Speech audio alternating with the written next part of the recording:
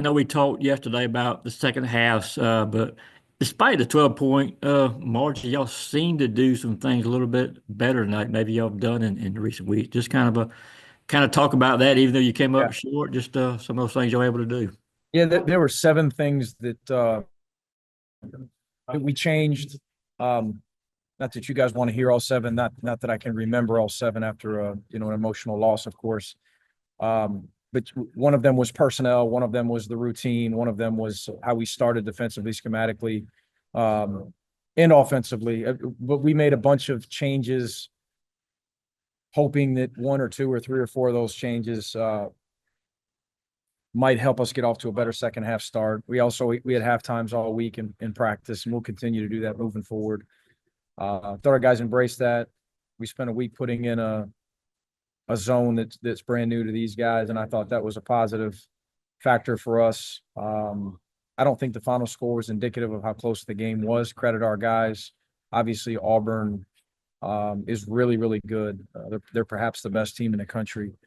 It was a two-possession game there for a lot of the time down the stretch. Couldn't quite hit the big one or two that we needed to hit, to make it a little bit closer. And that said, that the three or four possessions where we did hit a big shot, that they answered immediately, with the score on the other end. There were two late shot clock possessions during the game that I thought were just huge possessions for them.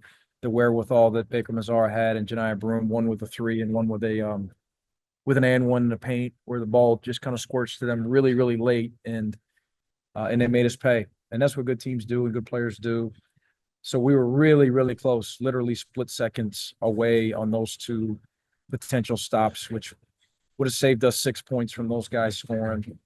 Um, Back to work, long ride home, and then we're back to work tomorrow. Coach, was it frustrating at all talking about kind of not being able to get all the way back there late, that it was the Yeah. defense that struggled to get a few stops after it had a pretty solid performance there in the first half? Yeah, and our guys' defense, we're switching between zone and man and searching and doing different things with our man-to-man coverage. And all that said, good offense always beats good defense. In some of those possessions, we did a pretty good job. You force a tough two, or you've got an aggressive wall up. But whether it be Janai or Dylan Cardwell or one of those guys just making a play at the rim, they're such a good passing team overall, and they share it and they space you. There's 4 or 5 possessions there, not only the late clock possessions, but there were some other possessions too, that I thought that were pretty good defense. But they're elite. They're elite offensively. Thanks, Coach. Yep. Go to Mark Weiser and then Jack Leo. Mike, I'm going to ask you kind of two questions at once. First, do you think that Asa took another step forward as during his freshman year to play like he did on the road against the number one team?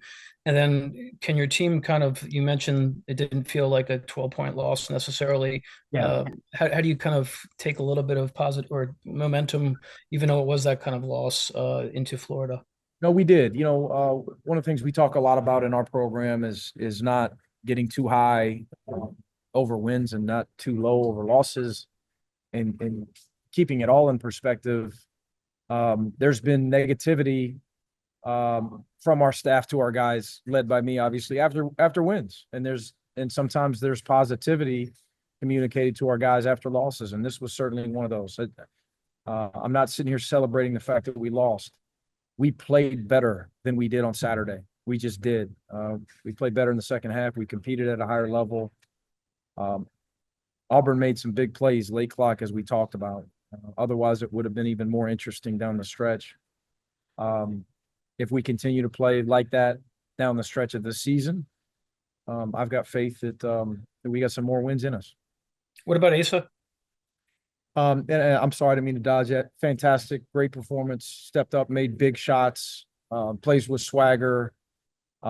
He has all year. I don't know if it was a big step for him.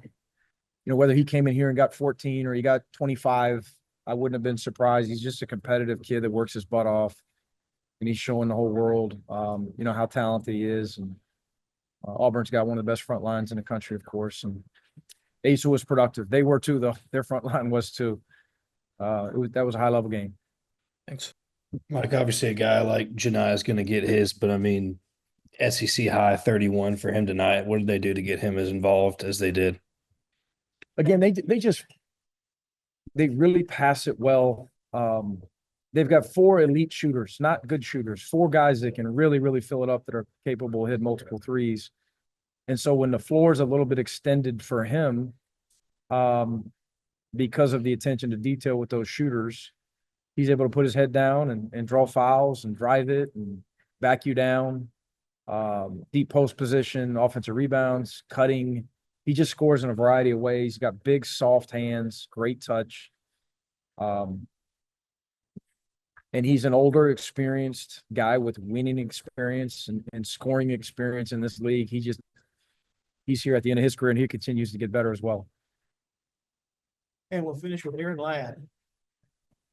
Mike, just generally, how important are these last 4 of the SEC to go and trying to build some positive momentum into postseason play? Every bit as important as today was, and Saturday was, and tomorrow's practice. I mean, it's one possession at a time for us. It's one day at a time. It's growth. Proud of the way that we handled today. We got to handle it that way tomorrow. It's not about outcomes with us really all season, but especially right now. It's just not. It's about playing really well. We told our guys in this one here, if you're overly focused on the outcome of the game, it's going to be too big. The picture is going to be too big for us. It's going to take away the focus that we should have on a lot of the things that we've got to do well to be within striking distance down the stretch. And I thought our guys did a really good job of that. Our approach, our focus. At the end of the day, again, I have faith that we got more wins in us if we play well and practice well. And we're going to do that. These guys continue to work.